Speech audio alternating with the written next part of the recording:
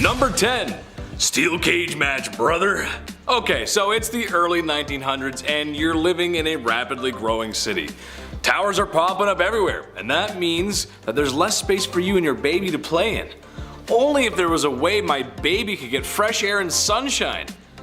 Meet the baby cage. Yeah, a small metal cage with a tiny mattress for your baby.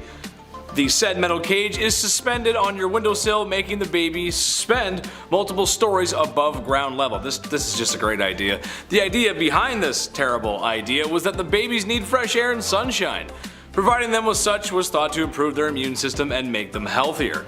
Besides the fact that the only thing separating your baby from becoming the worst rainfall event of the month was a thin metal cage. This is a prime example of why every product should be thoroughly tested and thought about before selling. Eventually, these did fall out of fashion, but in reality this wasn't that long ago, which is kind of crazy to think about. Number 9. Nuclear time. A lot happened in the 1900s.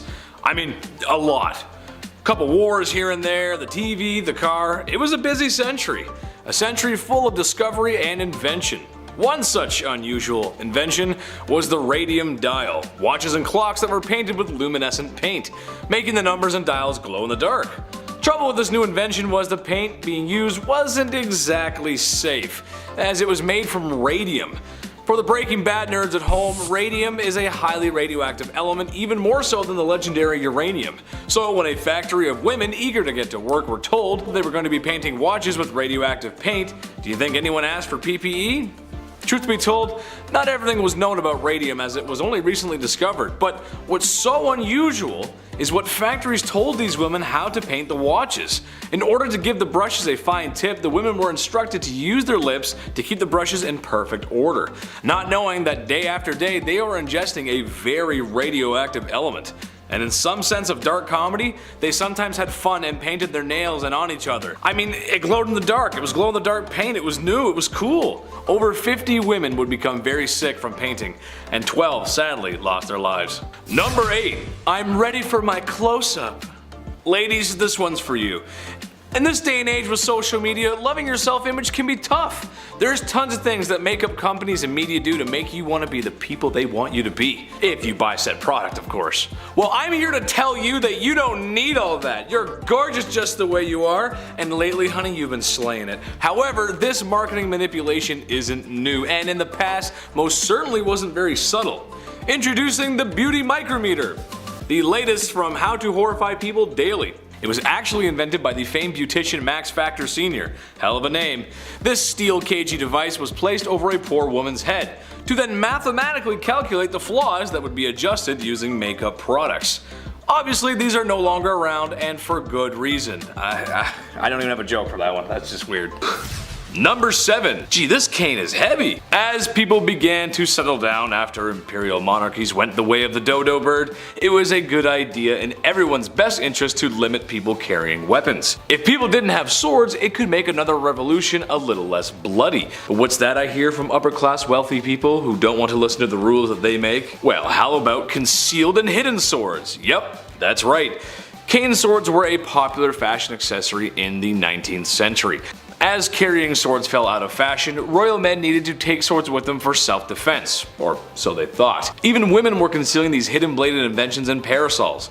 However, it was socially unacceptable for a woman to have such possessions, let alone have the ability to know such training. As time went on, the hidden compartments that held blades were replaced with my personal favorite item, a flask. Number 6. Look at all these cool chickens. Let's face it, we all went through our awkward phases in life. And if you didn't live through the early 2000s as a youth, then bands like Linkin Park and My Chemical Romance just don't hit as hard. So when trying to find the weirdest inventions of the 1800s, I felt like closing my bedroom door and playing Green Day as I dye my hair because I'm super serious about how I feel. Why do I feel this teenage angst, you ask? Well, that's because there's rose-tinted glasses for chickens. Yeah, and they're cooler than me. Ugh. Yeah, little tiny eyeglasses for chickens, but they actually have a good use. They were designed to prevent pecking and cannibalizing other chickens. Ooh. The theory goes that if a chicken was wearing rose-tinted glasses, he couldn't distinguish between blood and what wasn't. That way they wouldn't attack each other. Yet another heartwarming comfort from the 1800s. Number 5. I'm coming out of this hole, partner. We enjoy many luxuries in the 21st century. Warm houses, everyday appliances, and the freedom to shout profanities at strangers on the internet you slightly disagree with, but you give them the business anyway because it's been a bad week and you deserve it. But probably what we should all be thankful for is modern medicine. Back in the 1800s, it just wasn't where it is today. A great example of that is safety coffins. A truly grim situation. A medical doctor has declared you dead. Now you are being buried alive. Have no fear, friends, because you had enough money for a safety coffin. The coffin contained a device or means of various designs, which was to alert the living of your mistaken burial and hopeful resurrection. The very rational fear of being buried alive most likely was spun from fiction and news at the time, with the occasional case happening here and there. However, I'm of the opinion it should be a never ever kind of thing. Yeah, no thanks. Number 4. Your bad hair day has just been terminated. Oh, to live in a time of industrial revolution where machines go and go. I'm sure that all this heavy industry won't enable bad practices of corporations and usher in the destruction of our environment. Pfft, no sir! This is the age of machines, and if machines can help with one thing, it most certainly can aid in another. May I introduce you the rotary hairbrush? Why brush your own hair when an overcomplicated machine can do it for you? At the time, it kinda made sense. Machines felt like they were the way of the future. They were kind of right, but at this rate everything in the home would have intricate pulleys or a steam engine attached. Steampunk, anyone? Number 3. Wilson! Some of you may have been cool enough back in 1975 to own a pet rock. Some of you may have not. Looking back, it doesn't really make any sense. Sure, everyone needs something to keep them company. Tom Hanks would have never gotten off the island he was stranded on if it wasn't for Wilson. Imagine a world without Tom Hanks. I, for one, would not want to live in such a world. All jokes aside, the pet rock was a genius marketing campaign, very similar to the fidget spinner of recent years. It's proof that if you can get a fad train rolling, you can sell anything. Now who wants some of my bathwater? Number 2. Chef's Kiss. Okay, it's 1958. Times are good. Cars have cool fins on them. Elvis is on the radio, and most of my post-traumatic stress disorder has cleared up since the war was over. It's all great. Ah, yes, life is good. I can't wait to enjoy some modern cuisine. Well, let's see what's on the menu. I'll have to start with the frozen cheese salad. I'll have ham and banana hollandaise. And for dessert, I'll have the lime jello tuna pie. If that doesn't sound appetizing, I don't know what does. For some reason, halfway through the century, people just lost their taste buds. They were coming up with all kinds of disgusting foods. A lot of them are in low form for some strange reason. I think the grossest item that you can come across is a little invention called hongar. Sounds like somebody from Skyrim, but nay good sir. Hongar is a mixture of honey and apple cider vinegar. It was thought to provide great health benefits. The only thing that would give me is a spot in front of the toilet refunding my breakfast. Ugh. Number 1. Krümellauf. Germany was having a really hard time in World War II. United States, Canada, Britain, Australia, France, and Russia too were all coming to give the mustache man a piece of their mind. Heavily outnumbered, it was time for a miracle. Time to see what top German scientists had up their sleeve. We have a rifle that can shoot around the corners. Isn't it wunderbar? Yeah, this thing is real. A curved barrel called a Krümellauf, used for shooting around tight spaces like corners and out of tank hatches. During the waning years of the war, Germany was coming up with all kinds of crazy inventions to turn the tide. But a rifle that can shoot around corners probably isn't the answer. As mentioned above, the world was coming and they needed a lot more than a fancy pants rifle to stop the Allies. History tells us that this invention did not work as Mustache Man is no more. Number 10. The National Razor. What's a revolution without a little blood being spilt? Wouldn't really be a revolution, would it? France was having a hard time in the 1700s, so they needed a brand new way to get rid of pesky monarchs and anyone who isn't warming up to the revolutionary ideals. And what better way to keep people warm by cleaving their heads from their body? A man named Joseph Ignaz Guillotine suggested that there was a better method for unaliving those who needed to be unalived. A common misconception is that he invented the guillotine, but rather suggested its implementation, where his name would become synonymous with such a terrible device. Basically, you got a wood frame with a hole for your noggin and a large angled blade. Blade drops down from frame and removes the head of state from the governing body, which isn't just a clever joke, as that's what happened to the last king and queen of France. By the time of its invention and the end of its use all the way up into the 1970s, yes, that's right, it was used up until the 70s, thousands of people met their doom to the National Razor. Number 9. Party favors in the sky. When you think of air travel today, you think of lots of space for you and your fellow passengers, meals that are flavorful and affordable. Air travel in 2021 is a stress-free, very organized way to travel. But in the 1700s, these luxuries of the sky were non-existent, as there was no air travel.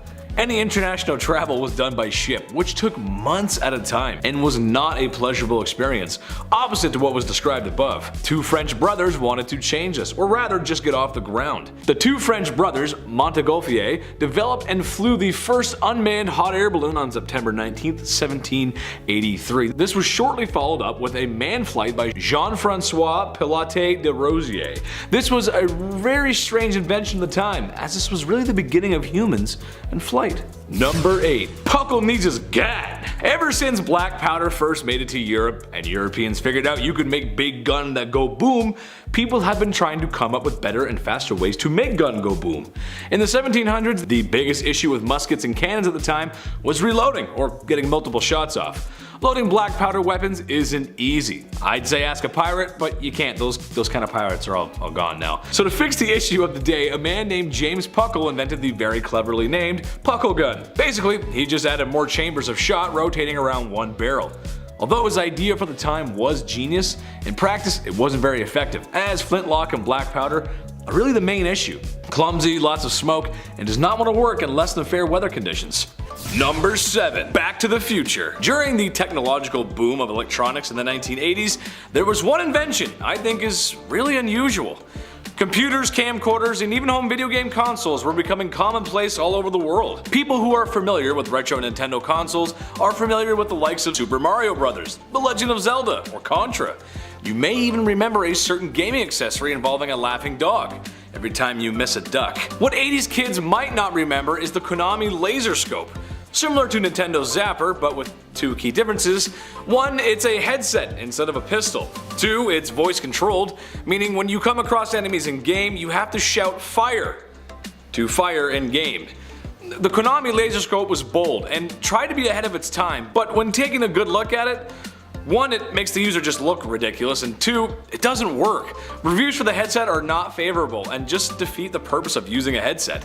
Today we have VR headsets that may seem just as ridiculous, but they work, and the use of voice still isn't a primary control used in games today. Number 6. Battleship Woodchip. This is one of my favorites. Okay, hear me out for this one. Back in the 1940s, there was a really super not very fun expensive war happening. Germany, Japan, and Italy needed to go into the timeout corner. But after a while of people trying to put each other in the timeout corner, things were getting super expensive. World War II was fought on all fronts, land, sea, and air. The sea being a key part to the war victory in the beginning of the war. Literally tons of war goods and ships were being sunk by German U-boats every day across the Atlantic. So, in order to cut costs, what if the ships were built out of something cheaper, but just as tough as steel? Concrete, right? Nope, I bet you weren't thinking ice. Or more specifically, sawdust and ice mixed to form pykrete.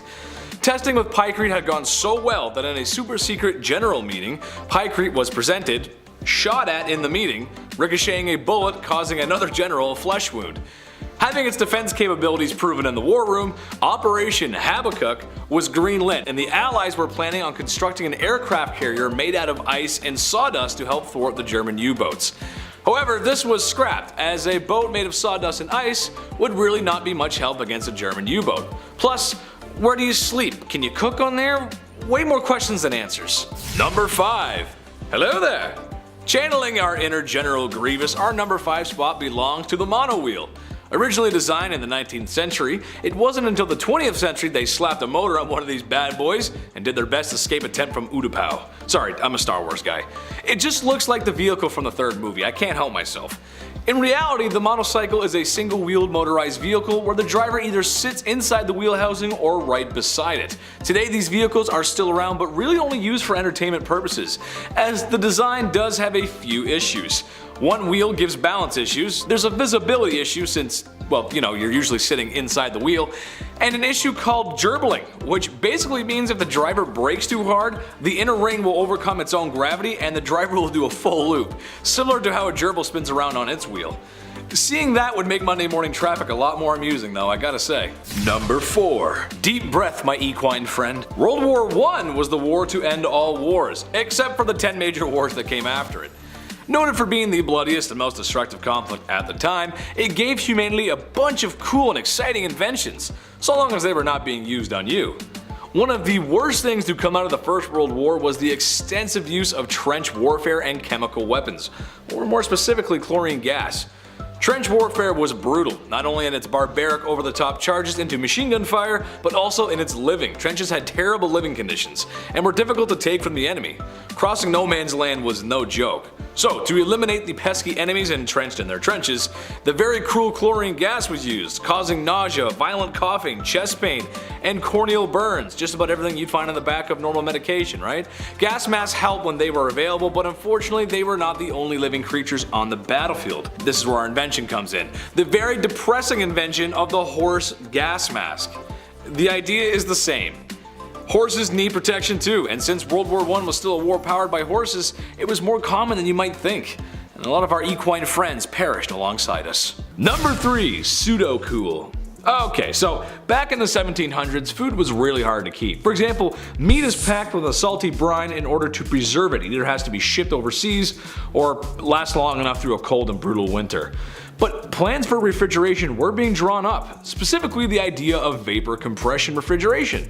Not exactly the fridge that's in your kitchen today, considering there's, still no main harnessing of electricity, which makes fridges run, but a brilliant idea nonetheless. While the fridge we know was still far away, it's crazy to think in the 1700s we had serious plans for one. While this was being developed, food was kept near lakes and snows in the winter. Runoffs from mountains were often used to keep drinks cool. I think this is something we all take for granted. I mean, could you imagine drinking room temperature milk or having a beef dinner that tastes saltier than salt? Looking back through history, it's interesting to see how humans persevere.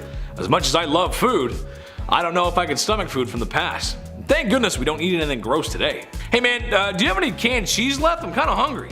Number 2. Ebony, ivory, living together in harmony. I honestly thought this one was older than the 1700s, but hey, here we are, invented in the year 1700 by a musically inclined Italian gentleman named Bartolomeo Cristofori. Unhappy with what was going on at the time, he decided to spice it up by changing out a few parts of some common instruments, and started using little hammers that strike quickly on chords and come back in hopes they would not dampen the sound. A little fine tuning here and there, and bada bing bada boom, you got a piano. I would attempt to make a joke about the piano, but let's be honest, no piano, no Elton John. No jazz, no Frank Sinatra.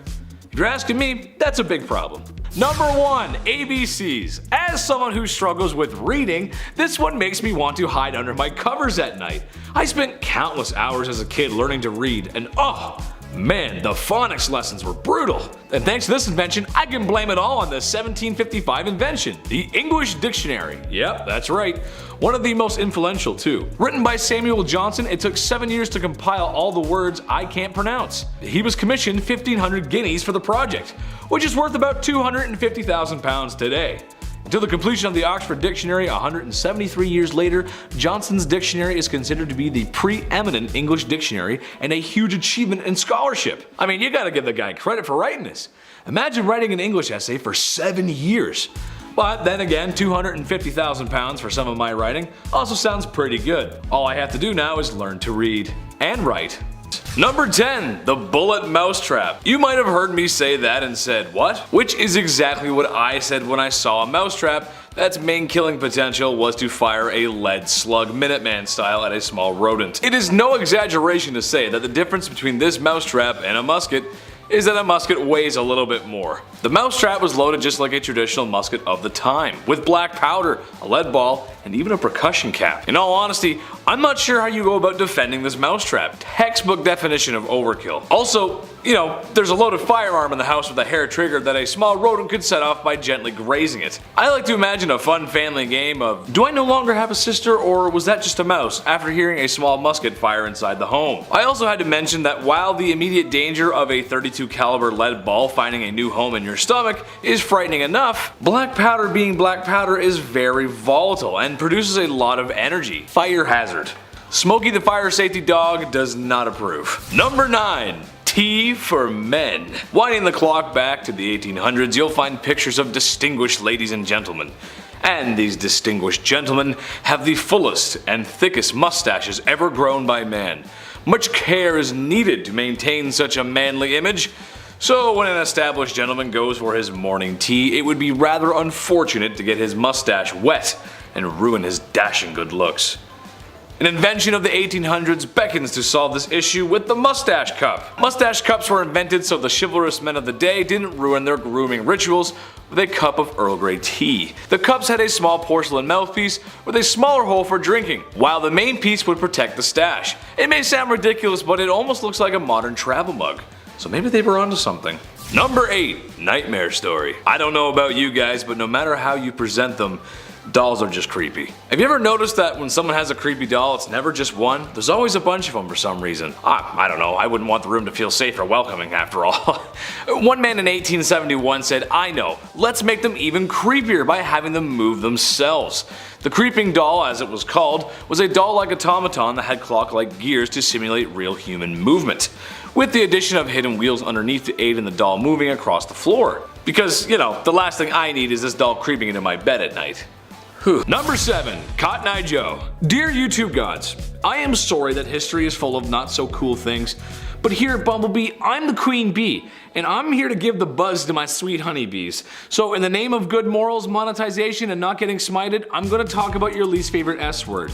Back in the 1700s, America was chillin'. They just beat Britain in a war, which alone could be its own video. They were starting to build their own country, particularly in the southern colonies, using forced unpaid labor that you can't leave. Oh, and your boss can do heinous things to you because he owns you. Their economy was agricultural based and stayed that way for a long time. Tobacco being the number one crop at first, cotton was still grown but wasn't as popular due to the processing of cotton being a very labor intensive and difficult process. This was until Eli Whitney's cotton gin, invented in 1794. The cotton gin was a machine that quickly removed seeds and processed cotton, making cotton a very valuable crop since, you know, the people harvesting the cotton are YouTube's least favorite S word. It's a brutal unpaid workforce. Now that it was profitable, cotton boomed and the South became very wealthy. While not exactly the main reason, the South getting rich off Whitney's design and did somewhat create a divide between the southern states and the northern states, eventually leading to the Civil War. Also, apparently plantation owners didn't pay Eli for his machine and he went broke. Just trashy behavior all around, man, come on. Number 6. Yes, I'm a Russian submarine commander. I actually couldn't believe this one myself, but the submarine was invented in the 1700s. Having designs and plans started in the 1500s, the first real use of a submersible vessel wasn't until 1775, named the Turtle, an acorn-shaped vessel with a crew of just 1. To me, it's just hard to think that in the same century we were beginning to master flight and sea travel. I also can't stop thinking that if there was a water ride that existed, it would be pretty cool if you went underwater in like a pod, like a submarine kind of thing. Just an idea for the mouse and the corporation. Of course, it wouldn't be years until after the Turtle that the submarine would see effective use. Or have a Scottish man play a Russian submarine commander in a really good movie. Russian submarine commander. Number 5. Dawn of the punch card. With the Industrial Revolution on the horizon, many things were about to change. Probably the most obvious at the time was factories. While not the first, Richard Arkwright's Cromford Mill in 1771 is what most resembles a modern factory today. Cromford Mill was the first water-powered cotton spinning mill and initially employed 200 workers. It ran day and night with 2 12-hour work shifts, the gates being locked at 6 a.m. and 6 p.m., permitting no late arrivals. Oh, he likes to keep a tight schedule. Yeah, I can see the beginnings of a modern factory, alright. All you're missing is Bezos and a couple of drones to make it modern. All jokes aside though, these early factories changed the very fabric of not only Britain, but also the world. I mean, where would we be today with all that lovely pollution and those great and fair working conditions? I bet there was benefits too. Number 4. The golden liquid. You drink liquid and then it's gonna come out of you. It's simple, it's science. But sometimes other fluids need to be drained. Sometimes you can have difficulty using the little boys room. Personally, I'm still learning how to put down the toilet seat. I haven't quite figured that one out. How to make pee when a person cannot pee. Portly founding father Benjamin Franklin thought to himself as he was holding a kite in the rain. This is something I learned, which I didn't know, is that he invented the flexible catheter. Yep. Next time you feel a little weird because a tube is being inserted into a sensitive area, you can thank the man on the $100 bill. Invented in 1752 in order to aid his brother with bladder stones. It's strange though, you think of a guy inventing other things, but in reality, it's a really important invention and something that's very common in the medical world today. I just hope to stay healthy long enough so no tube has to go near my founding father. Number 3. Full of air. The Industrial Revolution changed the world, we can't deny that. That can also be said for the steam trains. But what about pneumatic power trains? Back in the 1800s, a man named Alfred Eli Beach came up with such a design. Prior testing had proven useful enough to build a larger demonstration in New York. So he built a tunnel to test his air-powered train. It only ran a short distance, but the train held 22 people and was controlled by a roots blower nicknamed the Western Tornado. That was also my nickname in high school. Sadly, the project didn't receive much support from the government at the time, and other methods for trains eventually took over. Unfortunate, because it sounds like Alfred Eli Beach was very dedicated to the project, as he put up a very large sum of money to the project. The tunnel that housed the short train line was completed in 58 days. While he did have bigger plans for his train, it kinda just became an amusement for people. It was shortly shut down thereafter. But 58 days, that's pretty quick. I'd like to see that happen in a major city now. No way it's happening. Number 2. Get on my mongoose, bro. Looking at the Motor Scout, you can see the beginnings of what could be a 4-wheeler. Personally, I think it looks like a mongoose from Halo, but Mom thinks I play too many games. Designed by F.R. Sims in the late 1890s, it was never really meant for off-road terrain, instead to support infantry on smooth roads. Sims, understanding the annoyance of trying to ride your motorized quad cycle while someone is firing at you, placed a Maxim machine gun on the quad to return fire. Which is strange, because usually these things require a team of soldiers to operate. He also added an iron shield for a little extra protection. It is too bad that the next major conflict would have a lack of usable roads and more trenches than anything else. While it never did see combat, it was somewhat useful, and would later inspire Sims to design the first armored car. Number 1. Bro, trust me. Everyone has a favorite article of clothing. For sports fans out there, it could be a lucky jersey. But back in the 1800s, there was an article of clothing no British soldier could be without. The cholera belt. What does a cholera belt do exactly? Well, it helps to prevent cholera. I've got good sources, bro, trust me. The running not-so-scientific theory at the time was that any abdominal issues and sickness was caused by a chilly belly. So simply make your tummy warm and voila, cholera has been prevented. British soldiers in India were often given the belts unaware of the biohazard that was an epidemic. The belts were just flannel that basically wrapped around you. It's a good thing we're not superstitious today and would never buy into such ridiculousness. Hey man, did my order of healing crystals come in? I'm getting some bad voodoo vibes at home lately, man. I totally need to cleanse that space, bro.